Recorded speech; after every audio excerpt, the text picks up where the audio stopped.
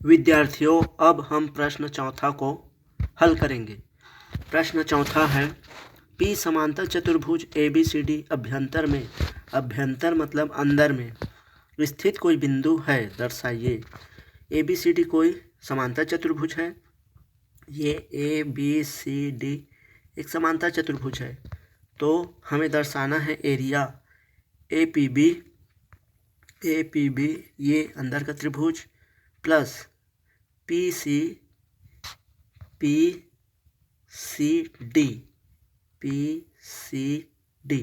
इस त्रिभुज का योग चतुर्भुज का आधा होता है। आधा 1/2 एरिया ABCD, ये इन दोनों का योग उसका आधा होता है।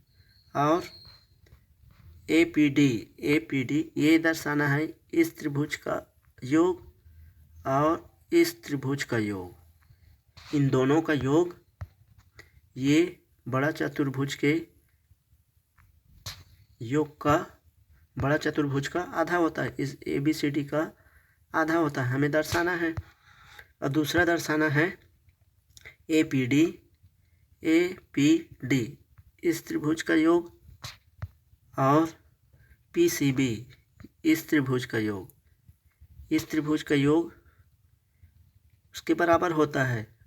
पहले वाला जो था इसके और इसके योग के बराबर होता है। APB और इसके योग के बराबर होता है, ये हमें बताना है। एक बार और देख लेते हैं, इसका योग और इसका योग, ये दोनों त्रिभुज का योग इस त्रिभुज के योग के बराबर होता है। ये त्रिभुज और ये वाला त्रिभुज दोनों के योग के बराबर होता है। दूसरा में बताना है, तो हल करते हैं। हल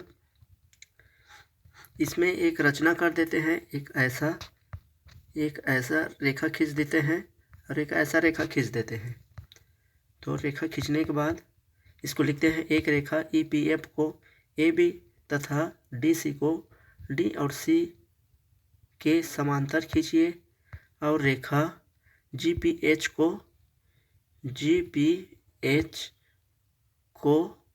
AD या BC समांतर खींचिए। इस प्रकार ऐसे समांतर रेखा दो ठो खींच देते हैं। तो अब चतुर्भुज AGH एक समांतर चतुर्भुज है और GH समांतर DA है, इस प्रकार खींच देते हैं। और इसमें देखते हैं AGHD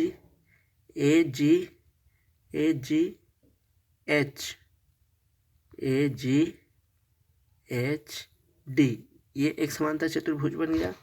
दो समांतर रेखा खींच देते हैं, ऐसे समांतर रेखा और ऐसे समांतर रेखा खींच देते हैं। तो AGHD एक समांतर चतुर्भुज है और GH समांतर G और H इसके समांतर AD है। AG समांतर A और G, AG समांतर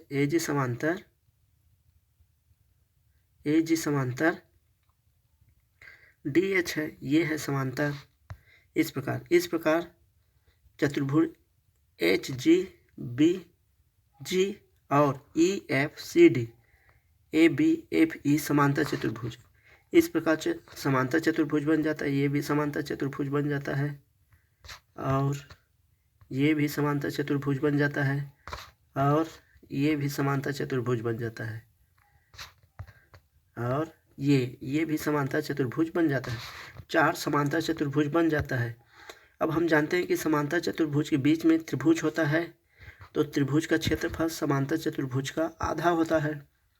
यदि एक ही आधार में एक समांतर चतुर्भुज के अंदर त्रिभुज बनता है तो उसका क्षेत्रफल आधा होता है। इसके पहले वाले में पढ़ चुके हैं।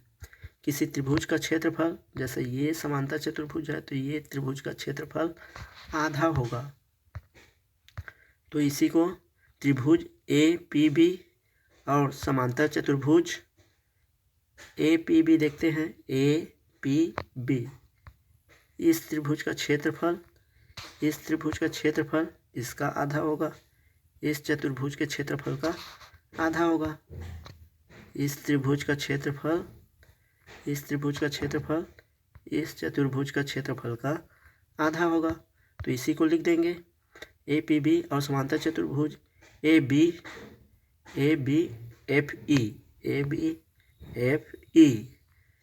बी एफ एक ही आधार ए बी पर और एक ही समांतर रेखा ए बी और एफ ई ए बी और एफ ई पर बना है, ए बी और एफ ई के मध्य बना है।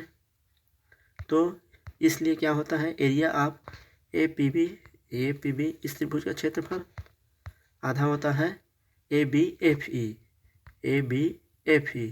इस प्रकार इसको समझ सकते हैं। इसके पहले वाले प्रमेय में और प्रश्न में भी पढ़ चुके हैं, तो पहले वाले प्रश्न को और अच्छे से पढ़े तब और समझ में आते जाएगा। तो आगे होगा इसी प्रकार एरिया पी सी डी देख सकते हैं। ये त्रिभुज का क्षेत्रफल इस चतुर्भुज के समांतर चतुर्भुज के क्षेत्रफल का आधा होता है। तो आधा होगा ये भी 1/2 area E F C D इस प्रकार होगा। तो अब समीकरण 1-2 को जोड़ देंगे। समीकरण 1-2 को जोड़ने पर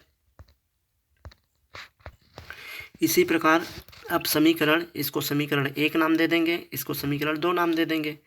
अब इसी प्रकार समीकरण 1-2 को जोड़ने पर समीकरण 1-2 को जोड़ेंगे तो देखो ये हम लोग का पहला वाला सिद्ध हो जाएगा। समीकरण 1-2 को जोड़ने पर ये इसको जोड़ देंगे, इसको जोड़ देंगे तो इधर आ जाएगा।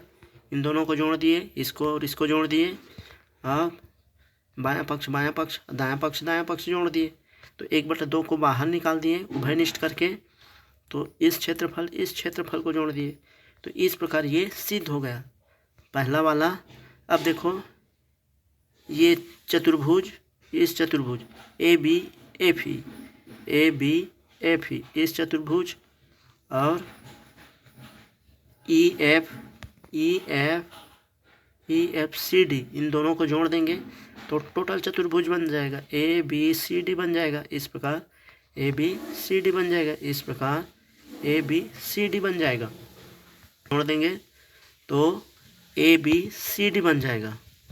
इस प्रकार पहला वाला हम लोग सिद्ध कर चुके हैं। अब इसी के दूसरा को हल करेंगे। इसको समीकरण 3 नाम दे देते हैं। अब इसी के दूसरा को हल करेंगे।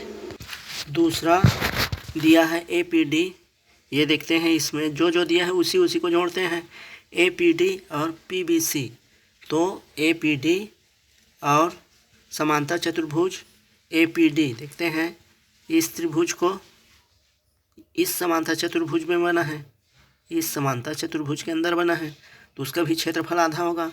उसी प्रकार इस त्रिभुज का क्षेत्रफल इस चतुर्भुज के क्षेत्रफल का आधा होगा। समांतर चतुर्भुज अंदर में बना है तो इस त्रिभुज का क्षेत्रफल और इस त्रिभुज का क्षेत्रफल दोनों का क्षेत्रफल ये इसका आधा होगा और इधर वाला का इस चतुर्भुज के क्षेत्रफल का आधा होगा। तो इस प्रकार ए पी डी और समांतर चतुर्भुज जी एच डी देख सकते हैं। जी एच डी ए इसके अंदर बना है एक ही आधार ए डी, एक ही आधार में बना है ए डी और एक ही समांतर रेखा एच जी के मध्य स्थित है, इसलिए उसका क्षेत्रफल आधा होगा। इसलिए ए पी डी का क्षेत्रफल आधा होगा ए जी एच डी ये इसका आधा होगा। इस त्रिभुज का क्षेत्रफल इस चतुर्भुज के क्षेत्रफल का आधा होगा। इसके पहले प्रमेय में हम लोग पढ़ चुके हैं।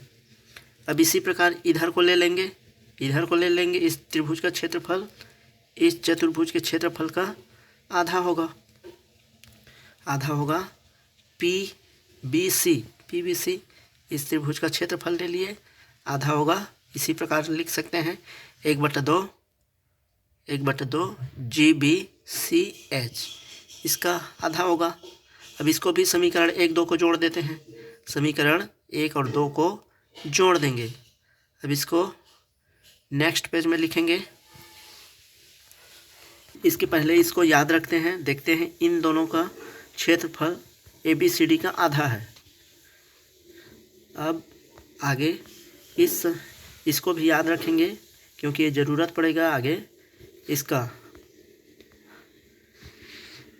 अब समीकरण ये 4 और इसको 5 नाम दे देते हैं, इसको 5 नाम दे देते हैं और समीकरण 4, 5 को जोड़ देते हैं। इन दोनों समीकरण को, इसको और इसको जोड़ देते हैं। इस प्रकार जोड़ेंगे, इसको 5 नाम दे देंगे। अब इसको जोड़ेंगे, इस प्रकार 5 और 6 को जोड़ेंगे, समीकरण 5 और 6 को जोड़ देंगे, समीकरण 5 और 6 को जोड़ देंगे। तो इसको ऊपर कर देते हैं, इसको लिखते हैं 5 और 6 को जोड़ने पर, समीकरण 5 और 6 को जोड़ने पर इस प्रकार से लिखेंगे, समीकरण 5 और 6 को जोड़ने पर इस प्रकार से जोड़ देंगे तो ये हो जाएगा एरिया APD और एरिया PBC बराबर 1/2 AGHD हो जाएगा। चित्र में ऊपर देख सकते हैं। और ये 2 को उभयनिष्ठ निकाल दिया गया है, 2 को 1/2 को उभयनिष्ठ निकाल दिया गया है, 1/2 को उभयनिष्ठ निकाल दिया गया है। तो अब आगे इसको हल करेंगे, इस प्रकार जोड़ेंगे तो ये दोनों क्षेत्रफल को जोड़ सकते हैं।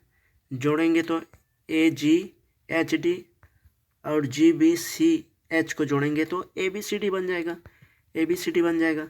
और इसके पहले 5 में, इसके पहले हम 5 में पढ़ चुके हैं, इसके पहले 5 समीकरण में पढ़ चुके हैं। ये इसके पहले 5 समीकरण को ध्यान रखना बोला था, उसमें भी चतुर्भुज का क्षेत्रफल 1/2 ABCD आया है।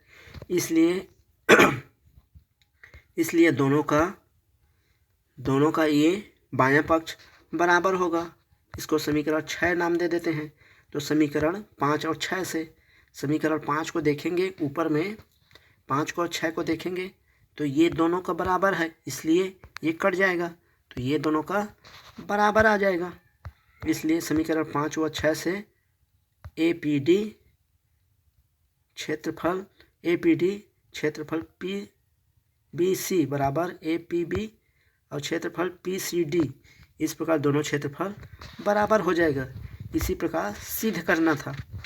इसी प्रकार वीडियो को देखने के लिए चैनल को सब्सक्राइब कर ले तथा अपने दोस्तों को शेयर भी कर दे। कमेंट में जो समझ में नहीं आया उसको ज़रूर लिखें, कमेंट में जो समझ में नहीं आया उसको ज़रूर लिखें, लाइक या डिसलाइक ज़रूर करें।